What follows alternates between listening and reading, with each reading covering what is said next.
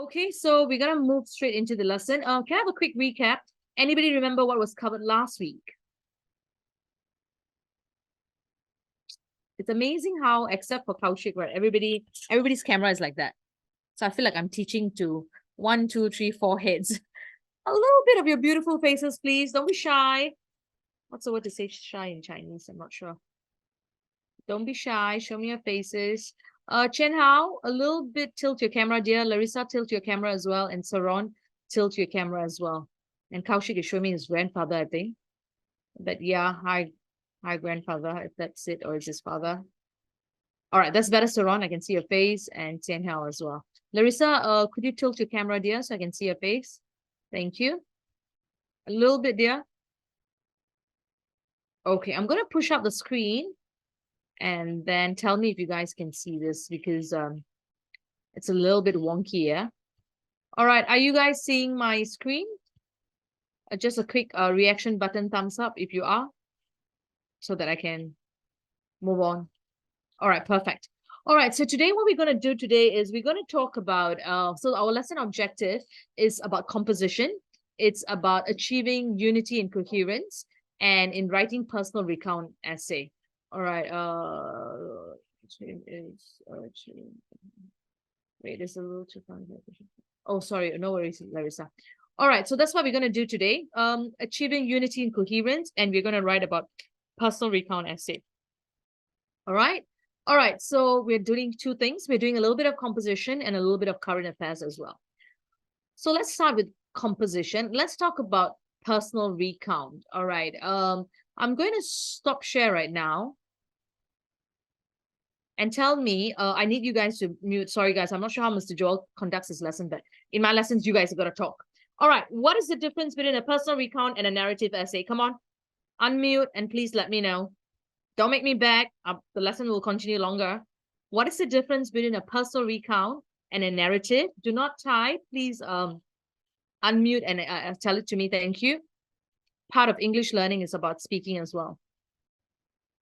Anybody? I can wait. What's the difference between a personal recount and a narrative? Have a go. Have a guess. Have an intelligent guess.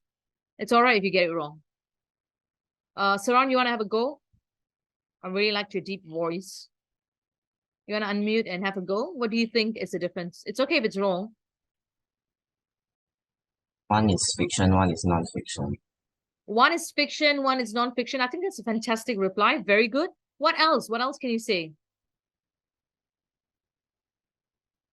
Anybody else? Kaushik, what's the difference between a narrative and a personal recount? Narrative is more like the story of the other perspective, and personal recount is by your own perspective. Fantastic as well. Very good. Just like Saron, a personal recount is a first person saying from a first person perspective, while a narrative could be from form of a story, which is narrative, which is from a different perspective, third person. And like what Saron said, one is a narrative could be fiction. All right. While personal recount most of the time is your personal story. So it better not be fiction. All right. And Chen Hao, do you have anything else to add, Larissa and Chen Hao, about what's the difference between personal recount and narrative?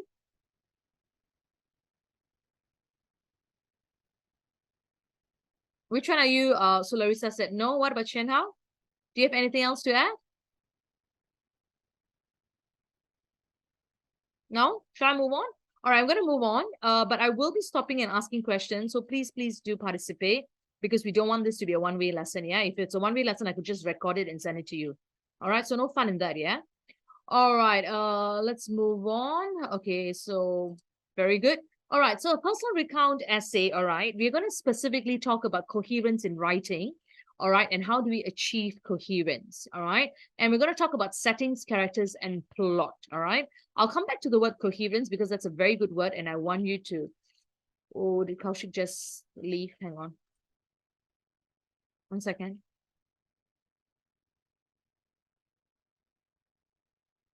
Okay. I think Kaushik is back.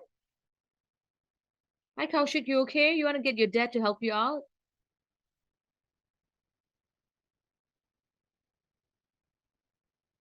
Yes, Larissa, you want to go to a quiet room? Yeah, sure. Larissa's gonna switch off her camera and go into a quiet room. All right, Kaushik, are you there? Do you want to get your dad to help you out with your camera so that you're in a more stable position? All right, let's move on. All right, so in a personal recount essay, the settings are very important. So are the characters and plot. You want to have a proper introduction. All right, and when I say proper introduction, you want to talk about the settings and the characters, and you want to have a climax. All right, so there's this structure. Let me see if I can get my pen to work, because this pen has been.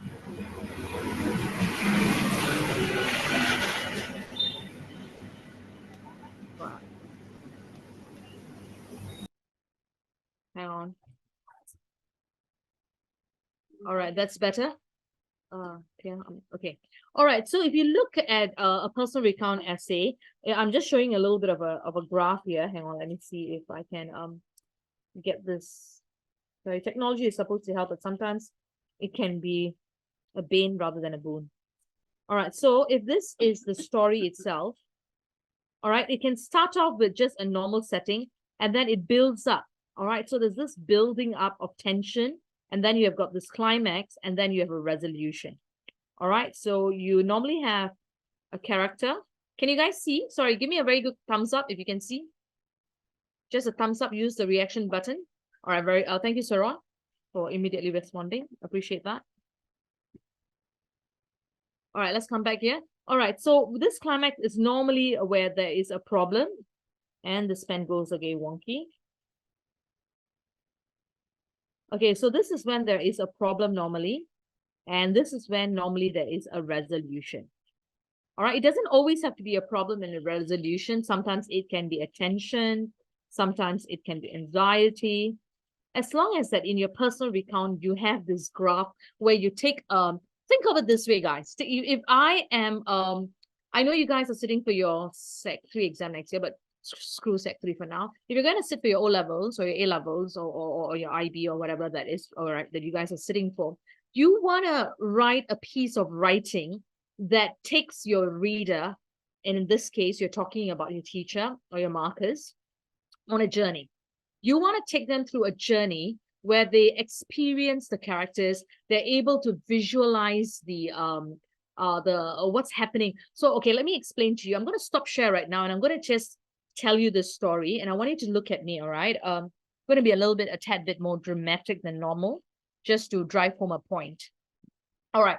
So I'm going to give you, I'm going to say this in A and B, and I want you to write in the chat which is a better, say perhaps introduction, okay? So listen very carefully to what I'm going to say. All right, the first one. I sat in the classroom with my eyes down at my paper. I heard the noise and I looked up, and there she walked in. All right, okay, maybe not classroom, let's say restaurant, to change the setting, okay? I sat in the restaurant with my hot bowl of soup staring at me. And I looked up, and there I saw her. She was a vision of beauty. A, okay, that is A. Now I'm going to do the same story in B, all right? It's also a personal narrative. Sorry, not personal narrative, personal recount. B. As I sat down in the restaurant, the sounds of the other customers sitting beside me was loud and clear. But soon, I stared deep into the bowl of wonton mee soup that I had before me. It's hot steam going right into my glasses, causing a fog. I reached into my pocket, took out a tissue paper, and cleared the fog in my specs. And as I looked up, I saw her wearing a black skirt, a red top, with her hair swishing right and left, even as she took steps closer towards me. Even before she reached my table, I could smell her. The clickety-clack of her heels sounded like music to me. There she was, my blind date, coming right there, looking spectacularly beautiful, with a small little mole caressing the left lip of her, the left side of her lips. Okay. A, B. Which one did you start visualizing? Could you put it in the chat? Okay, I got Kaushik already. What about the rest? All right.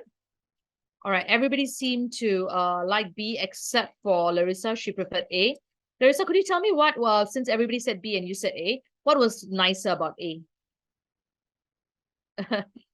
You said you preferred A, right? Yeah, which one was nicer? Which one could you definitely B? Why is it that B was nicer? Because B was a lot more descriptive. Am I right to say that? It brought you, the reader, you knew there was Wonton Mee. You knew the steam was fogging his specs. You knew he was wiping. You knew he looked up and then he saw his blind date. It brought you on a journey. For the last 10 seconds, did you, four of you, forget what was happening in your room? What was your dad or your mom doing? And suddenly listening to the story in B? Were you doing that? In A, what were you doing? You were also listening. But yet, you were like, yeah, he stared at the soup stared at him. He looked up, he saw her. No big deal. So when you guys do your O levels, I know you're P2, sorry, Set 2s. I'm so used to doing 10 years of O levels, so I tend to talk like that, so forgive me.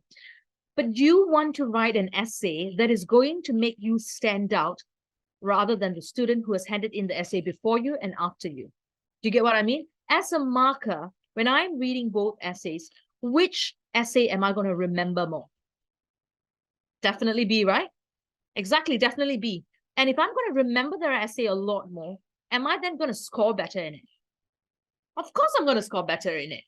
Anything that is memorable, you will score better. And that is the kind of essays that I want you to write. If you guys are writing a personal recount, and all of you all have the same topic, let me give you something so boring. Trust me, when this topic comes out, well, oh my God, so boring.